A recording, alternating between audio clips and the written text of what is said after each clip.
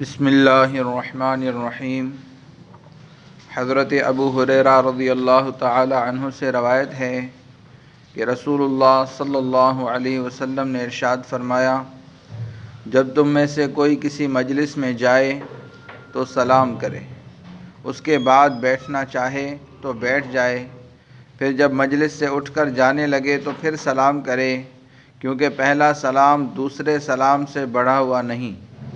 यानी जिस तरह मुलाकात के वक़्त सलाम करना है, ऐसे ही रुखसत होते वक़्त भी सलाम करना सुन्नत है। हज़रत अबू हुरैरा रज़ियल्लाहु ताला अन्हु से रवायत है कि नबी अकरम सल्लल्लाहु अलैहि वसल्लम ने इरशाद फरमाया, छोटा बड़े को सलाम करे, गुज़रने वाला बैठे हुए को सलाम करे, और थोड़े आदमी ज़्यादा आदमियों को सलाम करें। हज़रत अली रज़ियल्लाहु ताला अन्हु से रवायत है कि रसूलुल्लाह सल्लल्लाहु अलैहि वसल्लम ने इरशाद फरमाया, रास्ते से गुज़रने वाली जमात में से अगर एक शख्स सलाम कर ले तो उन सब की तरफ से काफ़ी है, और बैठे हुए लोगों में से एक जवाब दे दे तो सब की तरफ से काफ़ी है। हज़रत इब्न मसऊद रज़ियल्लाहु ताला अन्हु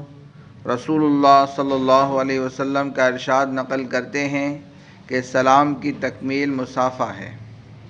हज़रत बरा रज़ियल्लाहु ताला अन्हु रवायत करते हैं कि रसूलुल्लाह सल्लल्लाहु अलैहि वसल्लम ने इरशाद फरमाया, जो दो मुसलमान आपस में मिलते हैं और मुसाफ़ा करते हैं तो जुदा होने से पहले दोनों के गुनाह माफ़ कर दिए जाते हैं।